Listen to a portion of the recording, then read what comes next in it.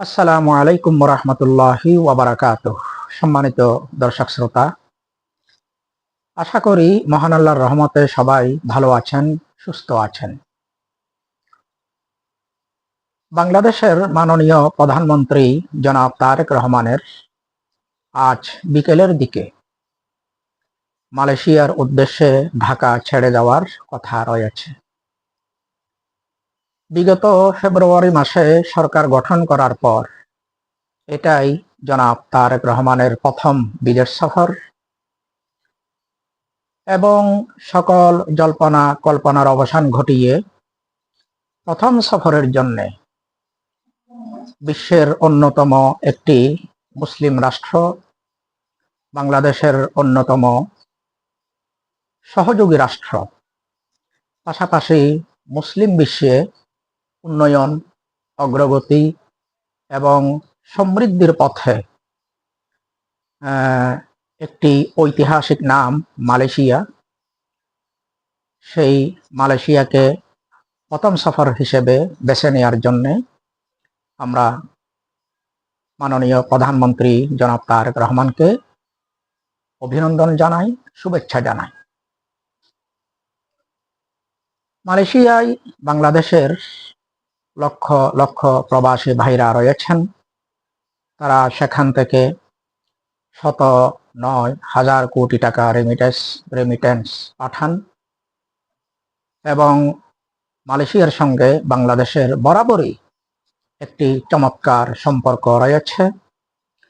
আমরা আশা করি জনাব তারেক রহমানের এই মালয়েশিয়া সফরের মধ্য দিয়ে মালয়েশিয়ার সঙ্গে সেই সম্পর্ক আরো মজবুত হবে, আরো শক্তিশালী হবে এবং মালয়েশিয়ার কিংবদন্তি জীবন্ত কিংবদন্তি রাজনীতিবিদ সাবেক প্রধানমন্ত্রী জনাব মাহাথির মোহাম্মদ সহ অন্যান্যরা কিভাবে মালয়েশিয়াকে অল্প সময়ের মধ্যে উন্নতি, অগ্রগতি এবং সমৃদ্ধির পথে নিয়ে গিয়েছেন সে সম্পর্কে অবশ্যই তারা মত বিনিময় করবেন, অভিজ্ঞতা অর্জন করবেন।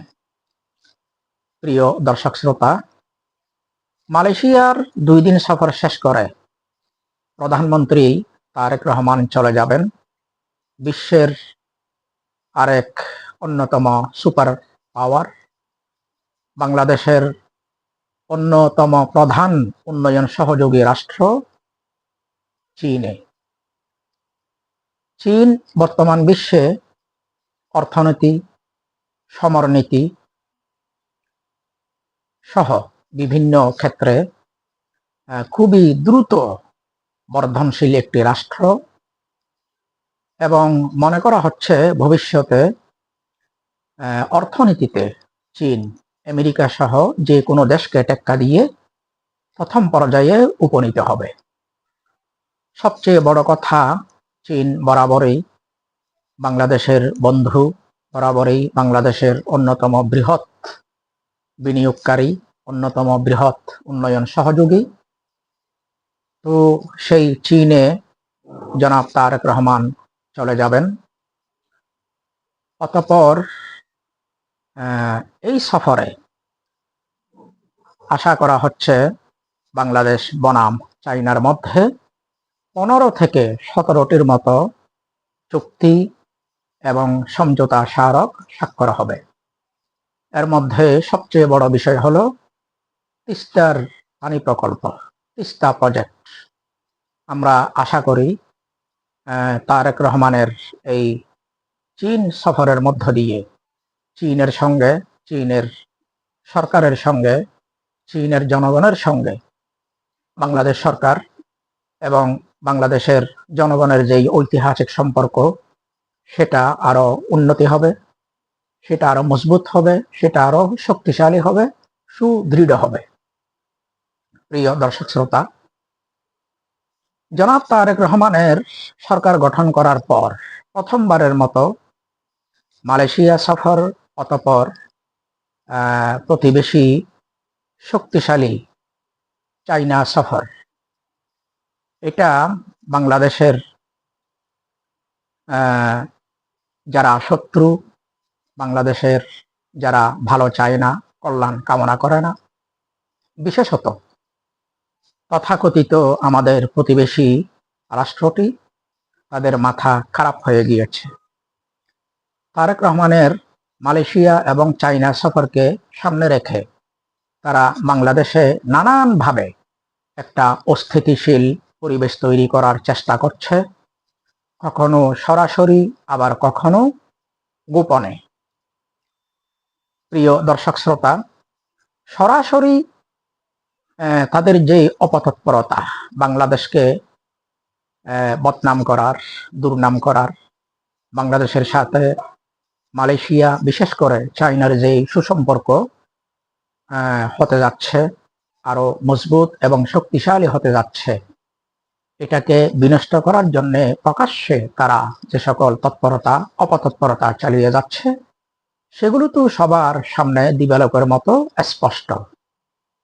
এর বাহিরেও তাদের গোয়েন্দা সংস্থা র এবং তাদের এদেশীয় অন্যান্য এজেন্টরা অতি সন্তর্পণে, অত্যন্ত সুকৌশলে আমাদের কিছু ভাই ব্রাদার, আমাদের কিছু বন্ধু বান্ধবকেও তারা উস্কানি দিয়ে, নানাভাবে ফুসলিয়ে দেশে একটা অস্থিতিশীলতা, অরাজকতা এবং নৈরাজ্য সৃষ্টি করার পাই তারা চালিয়ে যাচ্ছে।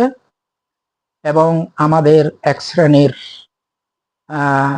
মানুষ, এক শ্রেণীর ইসলামিস্ট বলা যায়, তারা বিষয়টি বুঝতে পারছেন না। তারা অনেক সময় দেখা যায় কিছু নন ইস্যুকে ইস্যু বানিয়ে তারা মাঠ গরম করার চেষ্টা করে, কৃতিত্ব জাহির করার চেষ্টা করে।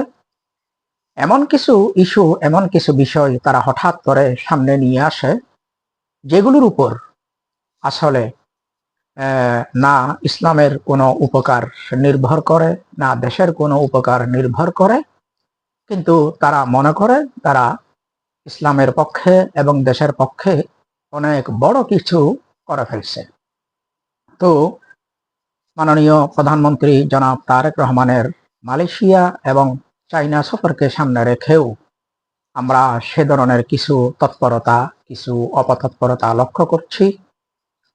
এগুলো অতি আবেগ, এগুলো অতি জজবা, এগুলো যারা করে হয়তো তারা বুঝে শুনে করে, অথবা তারা না বুঝে, না জেনে, নিজেদের অজ্ঞাতে অন্য কারো দ্বারা ব্যবহৃত হয়ে তারা এগুলো করে।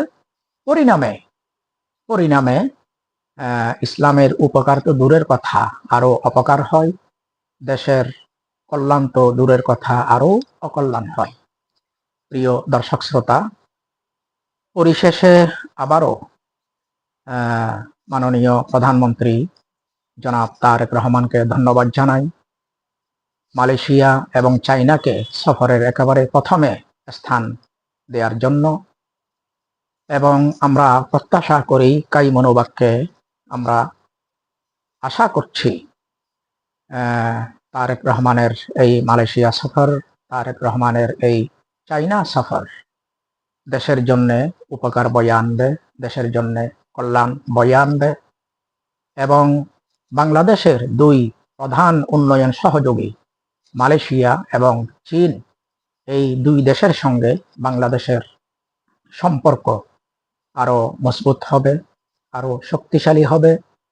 এবং বাংলাদেশের অর্থনীতি, বাংলাদেশের কূটনীতি ইত্যাদি ক্ষেত্রে এ সফর ফলপ্রসূ ভূমিকা পালন করবে। এটাই আমাদের প্রত্যাশা, এটাই আমাদের আশাবাদ। সবাই ভালো থাকবেন। আসসালামু আলাইকুম ওয়া রাহমাতুল্লাহি ওয়া বারাকাতুহু।